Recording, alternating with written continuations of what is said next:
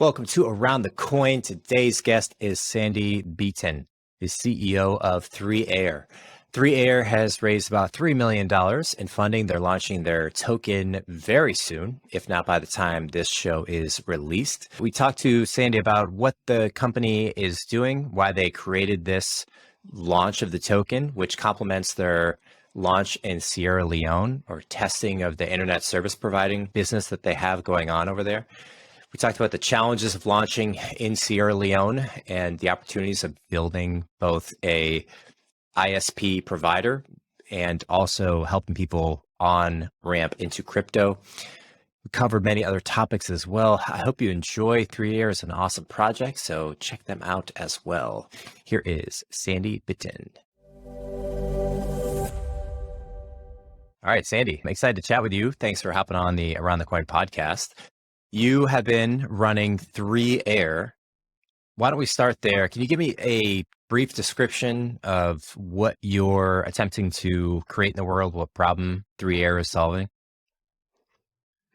Yeah. So with 3Air, we are connecting the unconnected so that the unbanked can be banked, right? So since the inception of Bitcoin, it's about banking the unbanked, really, to bring the financial tools to the ones, the ones that are not so lucky as we are, right? And have all that infrastructure in place and all that services given. The thing that I have a problem with is that the majority of the unbanked are actually unconnected. They don't have the ability to connect to the internet. And if you cannot connect to the internet, you just cannot use blockchain and you cannot get banked with it. So this is where we think we can do a really, really good job in actually providing broadband internets to places where there's right now no infrastructure there.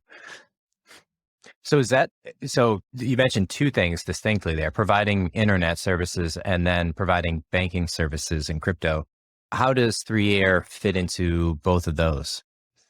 Yeah, so on one hand, we have a running telecom in Sierra Leone. It's our testing ground, and that's kind of where we started from. We were developing this technology for over 10 years right now. And what we have is we can set up towers, and then we have a 50-kilometer range around these towers where we can connect people up to 1 gigabit per second broadband. And we can also deliver the same link. We can actually deliver digital TV and IP telephony. So that's the telecom part. And that fits really nicely in, connecting the unconnected, just because we don't need cables. And the real issue in why there's, in let's say emerging economies, we are currently focused really on Africa. Why there's such a low broadband penetration is just because there is a lack of last mile cable infrastructure. The cable that goes from this huge underwater fiber optics cable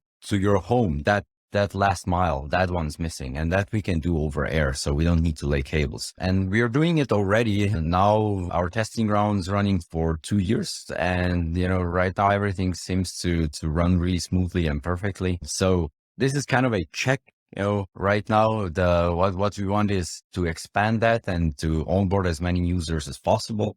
And then with 3Air, we are then streamlining the whole onboarding process. So it's you getting the internet connection first. Then the second issue in emerging economies is our identities. There are a lot of people that still don't own their own ID card, or, majority of them don't have passports and so on. So this is where we also want to provide them with a digital identity. And digital identities are right now not only about having an ID, right? You can store a lot of other data on this digital IDs. And then after the IDs comes a wallet, and it can be either custodial or non-custodial wallets. We cannot expect that new users will just know about non-custodial wallet. Even me, and I consider myself like tech savvy. When I came into blockchain, the first thing I did was lose my private keys, right? From my first, I did it once only, right? That was enough, but I just didn't pay attention at that point in time. So this is where we do think a lot of education needs to come,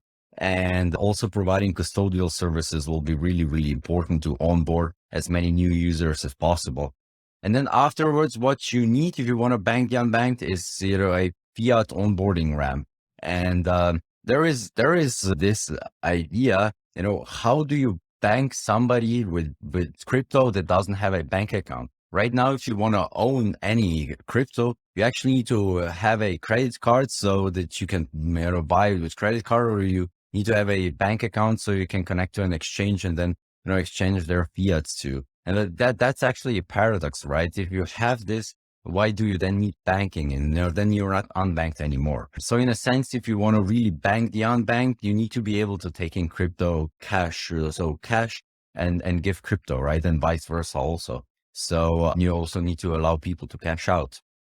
So this can only be done if you have presence on ground. So we'll always have presence on ground. We're doing it already, but there are also some other projects popping up. They're doing some peer-to-peer crypto cash onboarding and offloading. So this is really, really important. Those are the two main things I think that, projects are failing right now, because the tech works beautifully, to be honest. Of course, we need more adoption and everything, but to really be able to say you're banking the unbanked, you need to give them the internet connection and give them the option to actually, use cash for it. So this is then when you can start providing the actual financial tools. And DeFi is really good with it. So we are more or less, we are just, looking where we can partner up with some DeFi projects, or just using a swap. Either way, you don't, for the majority of things on the blockchain right now, you don't need even to have an official partnership or something like that, because the smart contracts are there.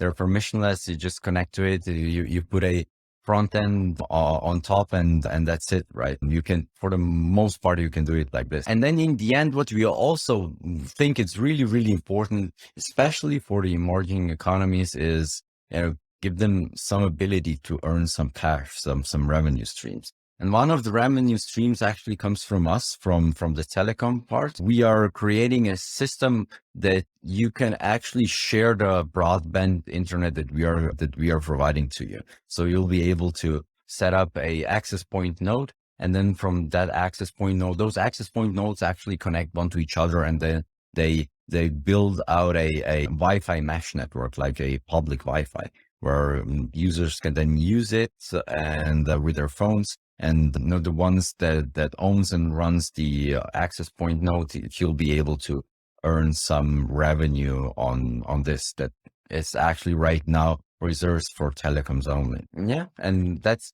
kind of a ecosystem that we think should be as a whole. And help me draw bounds, and just also the scale of 3Air today. How many people? How much has been raised? What's the general structure of the company or protocol? Because what you're saying is kind of like two major issues together. It's like you're providing internet, which is, SpaceX's Starlink program, all the AT&T, Verizon, all the networks abroad and internationally. Then you have the hardware distribution for people to actually connect to their phones. That problem is being aggressively solved by, multi-billion or trillion-dollar companies. And then there's also the unbanking or banking the unbanked, which is getting people familiar, educated with crypto, utilizing it day to day, building out that network. Let me just ask you, like, scale of the team, project funding so far, and then curious why go after both of these simultaneously. Maybe just a thing that I heard just recently, and you remembered me now. There's actually a thing going around right now that's called unbanking the banked. So it's like just throw away your bank account and come to crypto, kind of. Yeah, right. It's like it. Yeah, but in a sense of a scale, so we are currently running our operations in Sierra Leone. We have around 10,000 people there using our services. It's as I said, more or less our testing ground. We built it out there, out from scratch. There are more than 130 people working on the project right now. So this is a project that's been ongoing for, over 10 years, to be honest. So on the telecom part, and everything there was privately funded. So It's on that side, and on the token side and on the blockchain side, up until now we raised just above 3 million, and the token is launching pretty soon. I don't know, maybe it'll launch before this airs, but 22nd of September is our token launch.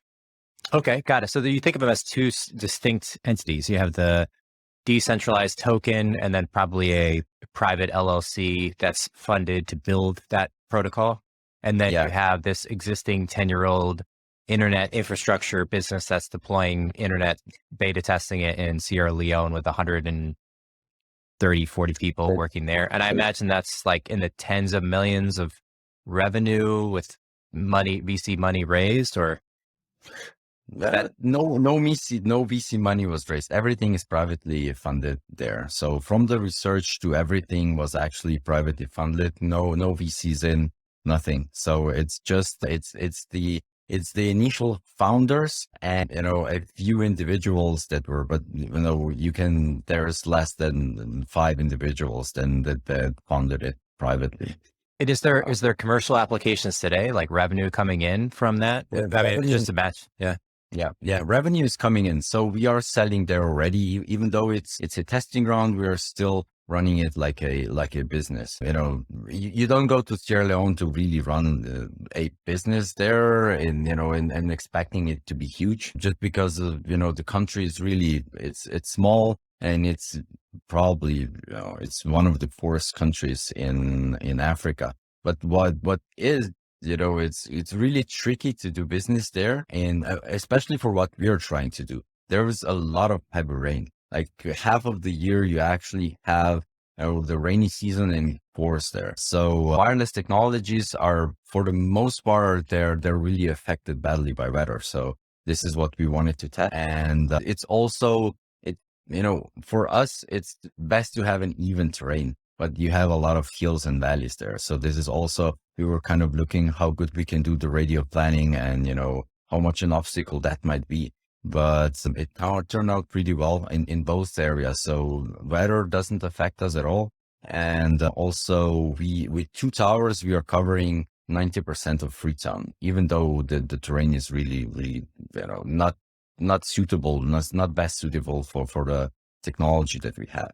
And in regards to setting up a structure for this, it's really, really tricky right now, just because having a telecom, in a sense, it's not such a problem setting it up. There's a lot of companies that you can just look how they're set up and just, make a copy of it. The problem comes then if you want to really add blockchain to it, because if you want to add blockchain to a company that needs to be regulated, that needs to hold licenses, and there is a ISP license and there is a frequency license that you actually need to hold, right, to be able to provide this legally. Then in some countries, it may be a problem if you're doing it through blockchain. So this is why we separated the blockchain part, just legal wise, so that we don't jeopardize our licenses for that. And how involved are you personally in the Sierra Leone internet infrastructure development versus the crypto side? I'm actually 100% on the crypto side. I know a lot what's happening there, but it's not my part of the operations. It's just too big, and I don't want to go deeply into the real telecom stuff. It's just it's out of my focus, right? And you need to stay focused if you want to be good at something. Got it. Okay, cool. So you're basically saying existing infrastructure that they've been working on 10 years, they spin out this. In company, spin out this protocol on 3Air, launching soon with the token, raise 3 million to build it out. What's the approach here? What important decisions did you need to make going into this development cycle? Was it like when you orchestrate the structure of 3Air token, what were some of the high level decisions that you needed to make? Yeah. So first of all, you need to have a use case, right? So, and the use case presented itself. It actually started out of a use case, out of a problem. And the problem was collecting payments in Sierra Leone. You have a monthly subscription based service. So you have users coming in with cash each month into your offices. You need to take that cash in. And each time they come in, you also need to identify them. And, it sounds trivial, but it's not. It's really not if you're in Africa. So those were two things. And we were trying to solve them there, with different approaches. We even were sending, and we are still sending some people around to collect the cash. The problem is just, we can never say when we are going to come to collect the cash, because, when we started, we said like, yeah, each first Monday of the month we'll come to collect.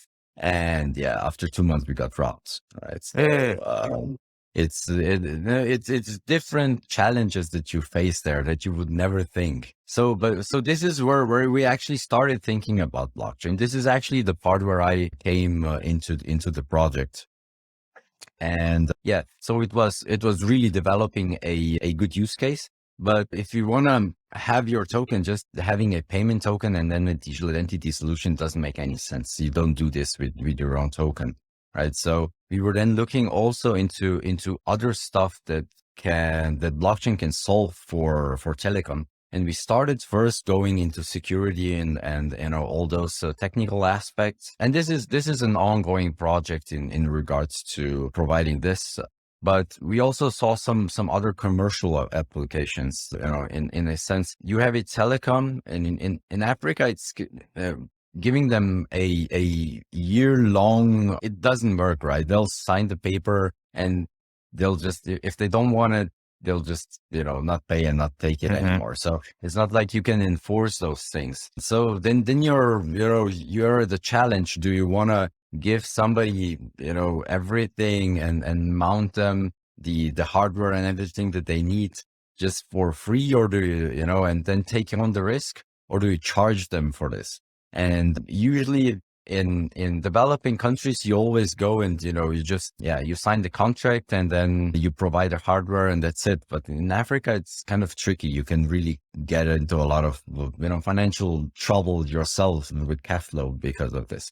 So this is where tokens can come in handy, right? So what you can do is you can have a economic model that incentivizes the user actually to stay there, right? You can stake some tokens for them. That's if the token appreciates, of course, that works best, right? So you stake some tokens and, say if you really stay, after a year, you can unstake, right? But then you also bind something to it. So you mount some hardware there. It's a cost for the company. And then after a year, let's say they can unstake, but they need to pay for the cost for the installation. And if there are some tokens left, then they can keep it. So in a sense, they're incentivized to really stay a long-term client of yours. And there, of course, so also the main thing that the main idea behind the blockchain was actually from sharing the broadband. And there are a lot of parties there have a lot of advantages. So first of all, we don't need to invest in our infrastructure, because the end user is investing, because he's incentivized, because he'll also earn some revenue on it. So we are expanding faster. It's like a Uber kind of model, but just for expanding the broadband infrastructure. So yeah, this is kind of what we applied. And then it's tokenomics around it makes sense if you have a revenue generator, right? So it's something similar as Helium, for instance, is doing with their nodes. And we're right now up to 1 million nodes almost, I think. The problem they had until now, and there are some things that are developing and so on, they still don't have a paying client in the end. That's the problem.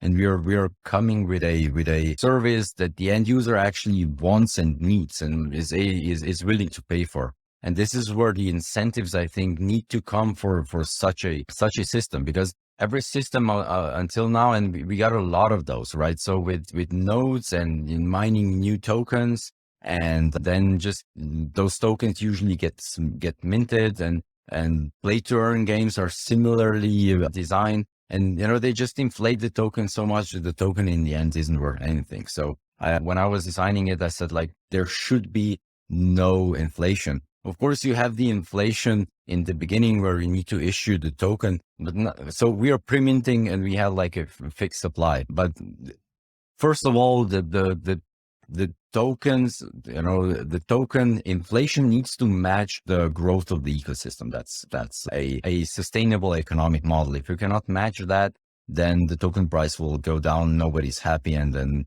in the end, even if the project is really, really good and the tokenomics suck, then, you'll just kill off the project because of that. So yeah, this was for sure something that was on my mind since the beginning, how to actually structure the whole tokenomics so that it makes sense long term. Yeah. And when you mentioned Helium and the challenge that they've had up to this point, can you elaborate on that a little bit more? Because they're a project I'm fairly familiar with, and the basic concept being very similar to 3Air, where I don't know if you would use the word leasing, but you're letting people use a piece of hardware that broadcasts the internet signal to other people. And then the person who stores the hardware or sets it up and maintains it, that person is sharing in the revenue. So there's an incentive for everyone in the network that provides the hardware to keep it safe and to, return it if they have tokens staked.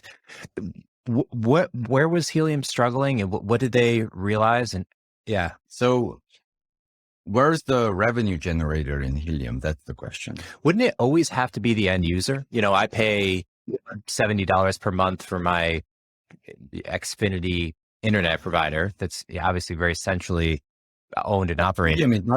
Helium is not a internet provider. That's the thing. So they're not providing internet. They're IoT. So it's a different thing. You cannot run internets through IoT. So this is where they're upgrading now into some 5G stuff, and they're partnering up with some pretty cool companies, and I think they can really make it. But up until now, nobody was actually paying for any services. There were those nodes that were being set up, but nobody was actually using what they were providing. IoT is more or less, used in the industry, not really a lot used by the retail. Yeah. And IoT being Internet of Things, right? So who is where did they go wrong there? Where do they calculate income revenue and not have it? IoT is better because you are on a spectrum where the communication really can go long distances also. But if you're on a Wi-Fi spectrum, or, that's still free, then you need to have actually, your nodes running every 100, 200 meters, or you really need to have really powerful access points. So, and then you need to be a licensed ISP provider, because if you're sharing your own internet, that's going to be a problem. Now, ISPs and also the regulators won't really like that. So they want to know who is using internet. Internet is really, really heavily regulated, and it doesn't look like it's going to be less regulated in the future. It's going to be probably even more regulated. But right now, going to Europe, I don't know how it is in US, but I just flown into Switzerland. There is literally no public Wi-Fi anymore that you can log in without giving your, something that they lock from you. And there is no way of getting a SIM card without giving your passport and everything. So yeah, all those things are really, really trapped. And also becoming an ISP. And you need to know then, if you're an ISP and then somebody, is sharing your bandwidth, there's a clause in most, if not really every ISP provider, about fair usage, and fair usage excludes sharing your internet connection. It's not a problem, Helium. And we're maybe right now talking more or less about sharing the internet. It's just Helium uses IoT. It's a different frequency. It's even if you say Internet of Things, it's more or less something like you would maybe use to turn on your light, or something like that. It may be, it's really limited in how much data it can transmit. I see. For the majority, IoT is used for, transmitting data from a weather station or something like that. And and that's not something the end user is actually really willing to pay for. So their revenue came from inflating the token. Yeah, always a good signal. When you think about internet distribution and regulation, is there obviously when you say that the concern for regulation is that it increases over time, It's pretty worrying. I mean, especially if you have to give a passport, enter in all your details personally to get access to the internet. It seems very counter to the idea of decentralization, Web3, cryptographic world.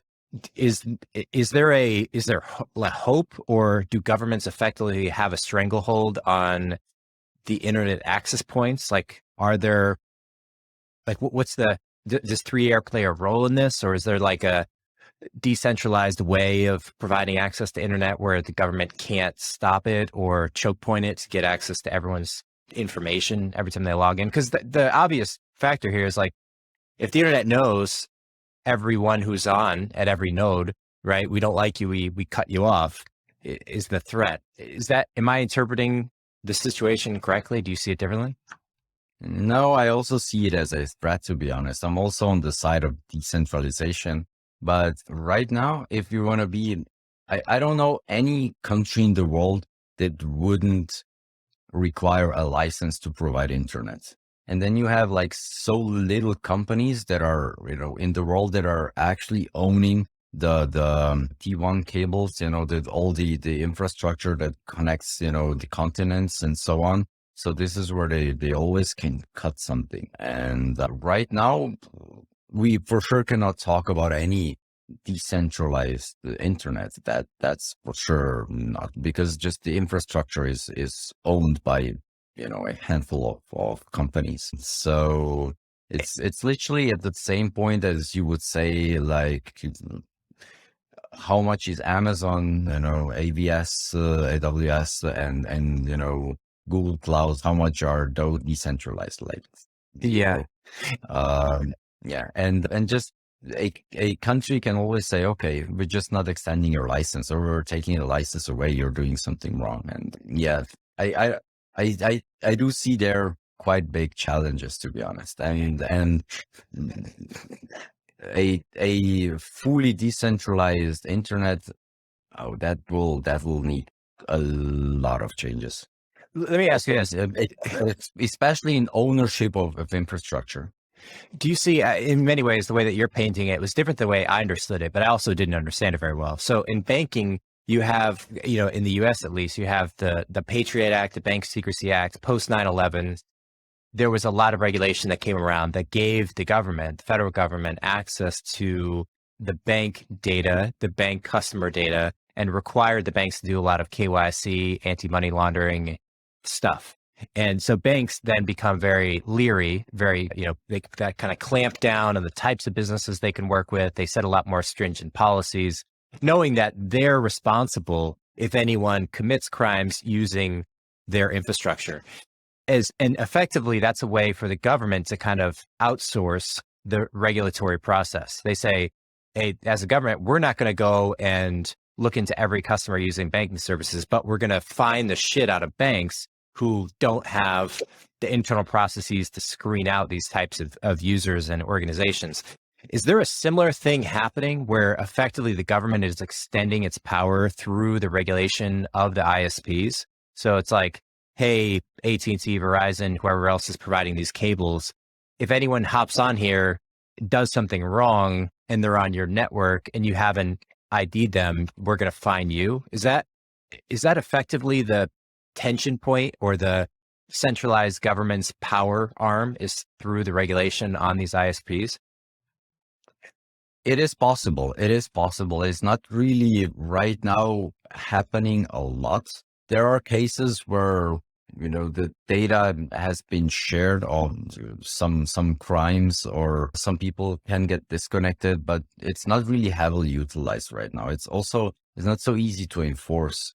There is data, but tracking it is also not so easy. But of course, with more sophisticated technologies, they'll for sure be able to do that. And as I said, it is going into the way that it's getting more and more and more regulated. So more and more personal data is actually being collected with every time that you connect. And I still know a few places in the world where you can maybe get a SIM card, a prepaid SIM card, where you don't need to put up all your information, but they're getting less and less. Interesting. Doesn't sound good. What does 3Air mean? Where does that name come from? 3R is actually, we're delivering 3 services over air. So we're delivering broadband internet, digital TV, and IP telephony. So this is 3R. Oh, gotcha. And is TV still a focus even 10 years after the company was started? Yes, it still is. So Africa currently runs the majority of the TVs there are satellite TV. They're really archaic, to be honest. So they're trying to do some new stuff now. The problem of the satellite TVs is first, it's really, really bad reception when there is bad weather. So if it's raining, it's almost unviewable. And when do you want to watch TV most? Under bad weather, right? So that's one thing. And the other thing is they're missing all the new, needy, greedy stuff that you always need to have two-way communication with the satellite. So, there is usually no pausing or rewinding or watch later things and those stuff. So there are some solutions now that are coming up, but they're not working really well. And yeah, there for sure is room for this. But currently, if you have good internet, right, you can actually consume almost everything. You don't need TV anymore. Yeah. Africa is still a lot on TV. There are still a lot on TV. So I don't see TV so much declining. They're trying to switch to some, Netflixes and, Disney is really, really big lately and promoting everywhere in Africa in the bigger cities. The problem is that the internet connection is just not there. It's really, really hard to watch it. And with all those, at one point, do I remember correctly? At one point, Netflix was actually more than half of all the internet bandwidth. And, this consuming of video materials and, pay-per-view is really driving a lot of data. And currently in Africa, if you have any data, it's usually capped. So it's not that you can just, they have the data that they're using are for 99% mobile data because there's no cables. There's less than 1% broadband penetration in Africa. And the mobile data is always capped. I think I saw the only country that I saw that has potentially some uncapped data was Kenya. Kenya has a pretty good internet actually in comparison to other African countries. And this, consumption of video materials is just crazy how much data this is driving. So this also drives more requirements for better internet connections, faster internet connection. Yeah. I want to take it back to the tokenomics for a minute. So you're launching the token soon for 3Air. You spent a lot of time, presumably diving deep into other projects, understanding what works, what doesn't. What other projects or what other technology stacks have you used to create the token? Like, are there references or like, is it still kind of Wild West in terms of writing white paper, coming up with the decisions you need to make? Like, or are there tools out there that you use to create the token and make some of these decisions? We actually created everything from scratch. So I wrote the white paper myself. I literally sat down, started thinking about it and just writing off. And then of course I was always looking for other examples and all the references are actually also there. So I think there are over 200 or 300 references in our white paper. So I was referencing actually everything that I used and watched, but it was like really sitting down, opening up a word editor and just started typing. So this is how it started. But for the creation of the token, the technical stuff, it's a ERC20 token. So there are standards out. That's pretty nice, to be honest. You still need to have a really good developer when you do this stuff, but there's a lot of stuff that has been done. So Open Zeppelin is kind of a golden standard to go right now if you want to have quality and audited code. And then you can just import parts of the token which you might need, or then add some additional codes to them if you need it. But just to create a token, it's really, really easy. And I do think you have some apps out where you can just go and type in, the token ticker and how many tokens you want, and they'll just, it'll mint you the tokens, and that's it. So that's pretty easy to do, but we didn't do it like that. So for a proper launch, you do need to have good developers. We also, we took care of the token vestings and all those things. And for that, there are still not really a lot of, there's still a lot of custom work to that needs to be done. No way around it. Also, then the staple pools, and of course, the whole ecosystem that we are building around, it does require a lot of good developers that are good in Solidity. And of course, there's also a lot of developers that they need to do the front end. So those are your usual, full stack developers. We use for our front end, we use Vue. I personally prefer React, but I'm not hands-on developing on this project. Have other stuff to do, but our developers really like to use Vue. And for the back end, so we use Go. Yeah, and with Solidity, there come some other tech stacks with Truffle and all those things that fit together. And yeah, of course, we also build our own app where you have the digital entities in. And what was used for that one? I don't even know, but I think Flutter. And are you day to day? I mean, I know you're doing a lot of traveling, going to conferences. How do you think about the strategic launch? Is it try to get the word out in a strategic way? Is it more broad-based messaging intensely for a month or so prior to launching? Clearly, marketing is a priority for you, given all the travel and conferences you're attending. How do you think about the success of the launch? Like, purpose of doing these conferences versus just doing online? What works, what doesn't?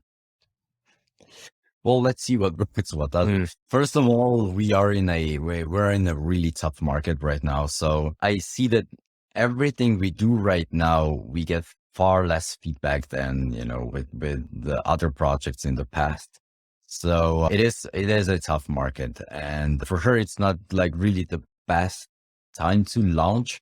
Usually projects like to launch in a, full-fledged bull market where everybody's just FOMOing in, and then they do the 100x's or the 200x's right on the token. But then inevitably they end up in a bear market then afterwards. So if you launch at the top, the launch looks really, really good. But what happens afterwards, it's usually not so good. So we are launching right now. It's more or less a legal issue that we need to launch because we have some contracts that actually need to be fulfilled. So, and also we owe it to our community, to be honest. So this is why I've been following the macros quite a lot and looking at the market. And then I just, in August, I decided, okay, 22nd of September, said I want to launch on a Thursday. So it's going to be either 22nd of September. I think it was the 21st or 20th of October. It was either one of those two dates. And about marketing, to be honest, right now I don't see launching any project without a marketing. Almost zero chance, zero chance. You need to have some form of marketing in. It can be different in kind of marketing, right? There's also some projects that are really running well with, some affiliate stuff in it and so on. But else, just you need to be on top of. And I'm not personally really so much involved with marketing. We have a whole marketing team that do that, and we onboarded. To be honest, we onboarded for the launch. We onboarded 60 additional people to work full time for us. So, in addition, what we already have as a full marketing team, we just added for 2 months, we added 60 additional people to do. Wow. And what are they doing? So they're more or less, they're creating content. So we have a lot of content writers. They're taking the videos and repurposing, the videos, making it shorter, posting it on a lot of other channels. We partner up with one crypto publisher, an outlet. So we are publishing there a lot. So then we're doing a bit of guerrilla marketing. You need to have people that will go and just write something on other channels about your project, get the attention. Then we have 3 people actually that are taking care of all the partnerships. We just, in the last week, I think we got in, we closed 5 or 6 partnerships. Then you have somebody who is talking to the VCs. Then you have people that are organizing the AMAs. Then you have to have community managers. It's really a huge undertaking. And the problem is that there are like almost no good agencies out there that do it correctly. We went through a few of them. We're always really disappointed. And actually we now partner up with one that is really, really good, but really good. So, but expensive. You can never have, it's always fast, good, and cheap, right? Pick 2 of the 3. Yeah. But it's like ridiculous, to be honest. This is really, yeah. Ridiculously expensive, or it's ridiculously expensive and ridiculous what you actually need to do to get noticed right now. Why is that? Never, when I started, I would never thought that it takes so much effort to do the marketing. We are spending more money on marketing and more people on marketing that we actually need for the development of the blockchain platform. And why it doesn't make sense. How do you know that it's the right way to go? Like if you were to cut, I mean, hypothetically, right? If you were to just cut 95% of the marketing, pour it all into development, and then just launch and say, well, whatever happens when we launch happens, and we're just going to continue to grow and build product. Like take the Tesla route. Tesla spends no money on marketing. All the competitors like Ford and GM spend billions, and Tesla's the winner. So does that not work in crypto for some innate reason of crypto? I think it depends on what kind of product you have. That's one. And it depends what kind of backers you have. Like if you really can get billions in VC funds, and to be honest, I really like what Elon is doing, and crazy. Whatever he does it really, really well. But to be honest, I think that all the EVM stuff and everything is really, really political thing. And I don't, there's something else behind that. It's not so easy that you just come out with electrical cars and then everyone is just adopting them. And even if it doesn't really make a lot of sense right now, if everyone wants to have a electric car, it's impossible. Nobody will never live in a world where everyone will own an electric car. So I don't think that will happen, or at least not for decades to come. But my point there was only that because they spend so little on marketing, they can then reroute that capital on product, which, accounts for a better product. Like if Ford and GM could reroute billions of dollars that they spend on marketing to hire engineers, they'd have a better product. And I wonder why that's not true in crypto. Like, do you need, if you were to reroute the 60 plus people, $1 million you spend on that to hiring great people, you wouldn't have the pop, like the launch wouldn't be as big, right? You'd have to sacrifice that, but you'd have longevity in the product. But are the launches so important that if you miss the launch, that there's really no way to get critical mass or raise, or like, what's the reality of the importance of the launch? Yeah. So just to go back a bit to Tesla.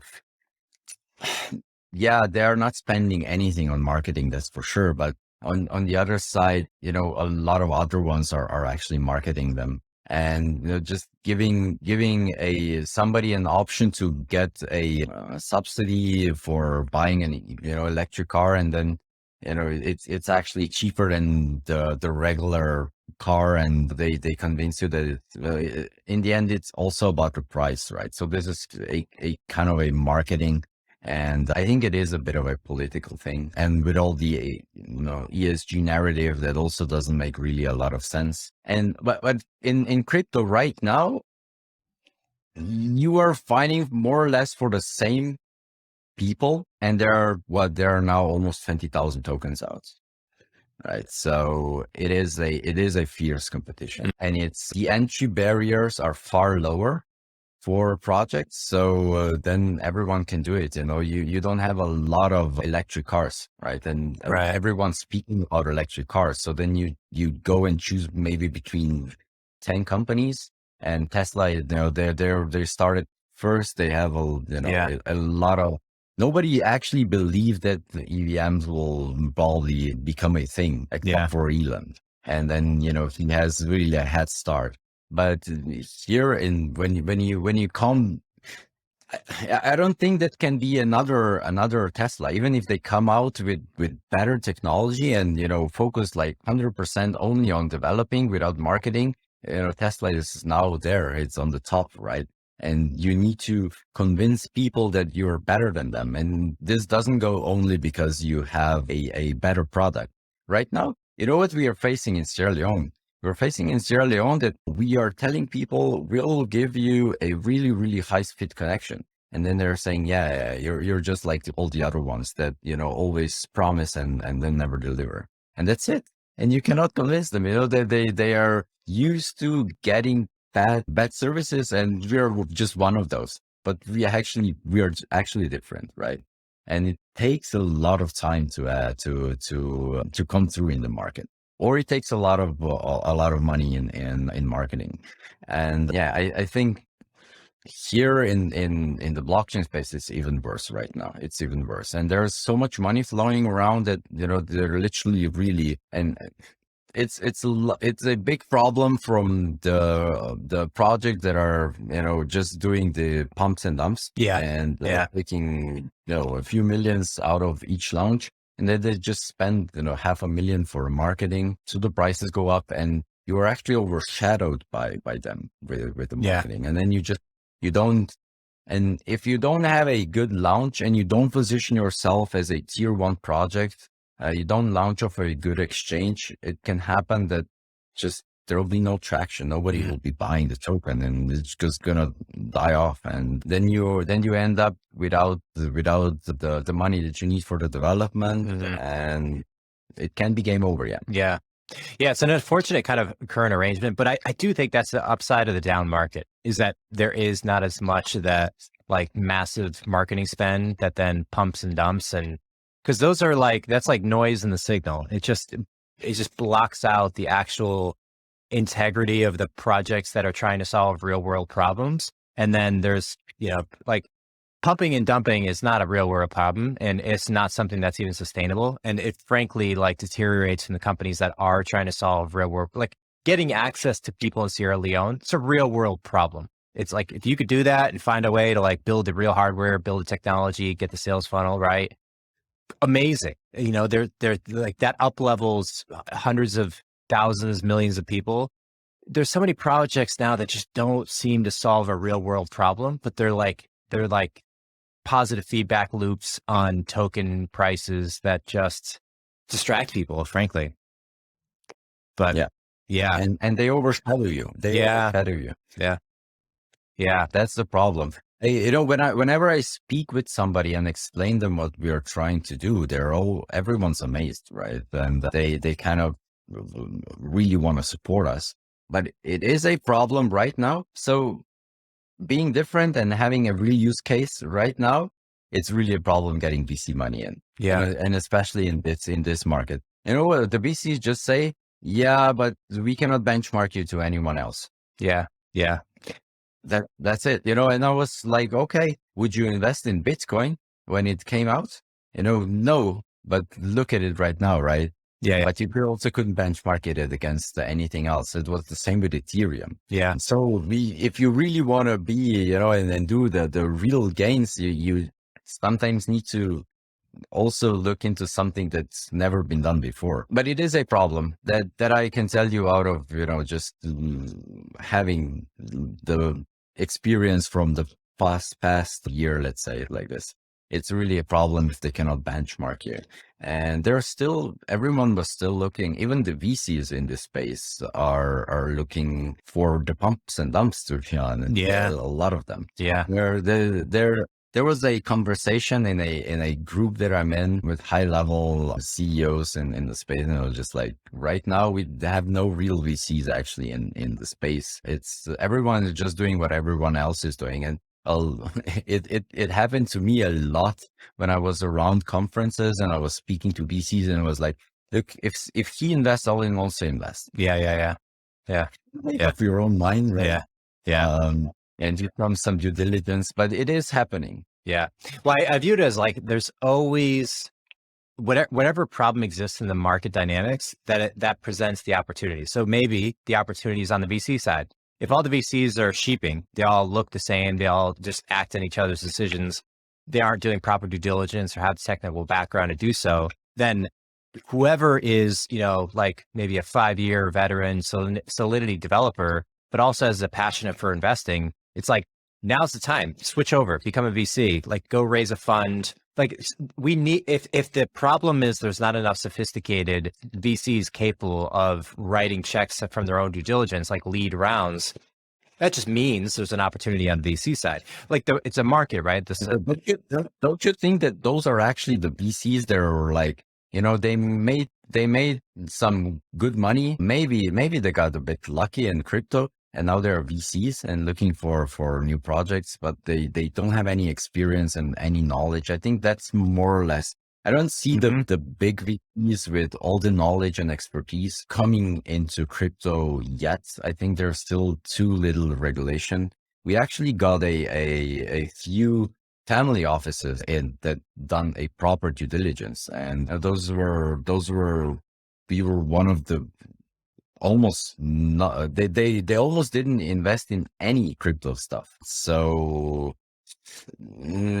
I don't know. I don't think that you can just, I wouldn't trust myself being a VC, to be honest. And I do, some investments, and I did pretty well for myself, I'm not hiding that, but I wouldn't be running a VC fund for sure not, I don't have the experience. Yeah. I mean, definitely VCs pull back too when it slows down. Like when the shit hits the fan and all the puppet dumps, it kind of sends back signals out there. VCs are dependent on market dynamics, like other VCs investing, consumers purchasing, people getting tokens. All those things matter for the VCs' rate of return on their funds. So, I mean, I think these things go in trends. I also think that it's a healthy recalibration to founders to focus on solving problems and not over indexing on marketing for the valuation of tokens, because that's a road to nowhere. It's just like, you can just raise all the money you want, but if the point of the token project is to raise the value of the token, it's a cul-de-sac. It just ends nowhere. And eventually there's not people joining in to raise the token. And I think that happened a few months ago. Like, enough projects kind of reached that the balloon just couldn't get any bigger, and then it pops. And now people say, look, if Web3 and crypto can solve real world problems, like it can, aggregate funding for scientific projects and compete with the NIH for real world scientific research, if it can, present a new method for organization and funding that is super useful in the real world, like it'll win. It has to over the long run. But that's my viewpoint. Well, yeah, I do think it will win in a long run, but I don't think we're there yet. Yeah. So yeah.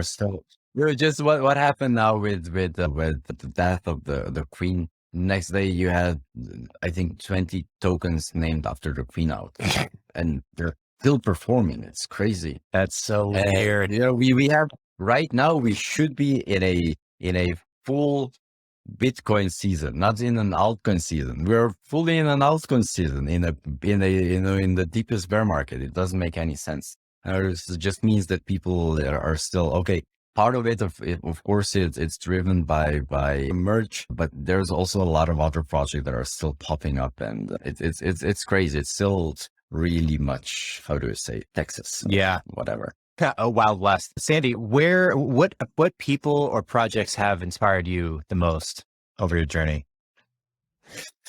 I would say Bitcoin for sure.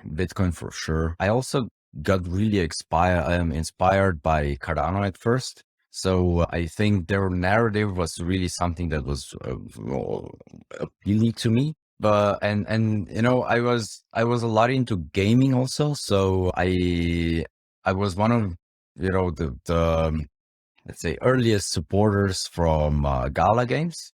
So I did a lot of those stuff maybe then in the gaming sector, but the two big ones for sure, my first crypto was of course Bitcoin. And Bitcoin was, I read the white paper. I read it after I used it first. And I was like, when I used it, this is really cool. That has something, right? And then I started reading about it. And I actually first dove deep into how the blockchain actually works, through Bitcoin. And then of course, Ethereum was the next one, just with all the smart contract capabilities. Any particular books that stand out to you as having influenced your worldview or? I read a lot. I didn't read a lot of books on blockchain. So what I did read is mostly the white papers and some Medium blog posts. In or out of crypto, could be related to anything in the world. So so what was really impactful for me was, Jordan Peterson's 12 Rules for Life. Yeah. So that one is for sure something that I think everyone should read and really think deeply about it, and also think about his own life. How do you actually want to live it? I think though that rules are really brilliant. I know that a lot of people don't like him, but I don't, if you just listen to him and try to not be political about it and just really try to understand what he is saying, he makes a lot of sense. I agree. I agree. So that was for sure something. And before, let's say, I was doing a lot of stuff also in the healthcare. So, Chris Kresser was somebody who I was reading a lot. Awesome. I'll check him out. Sandi, this is a lot of fun. Thanks so much, man. And congrats on all the progress at 3Air. And I hope the launch goes wildly successful and hopefully we help you in that journey. Yeah, I'm pretty sure you will. And thanks for having me on the show. So it was really, really amazing talk.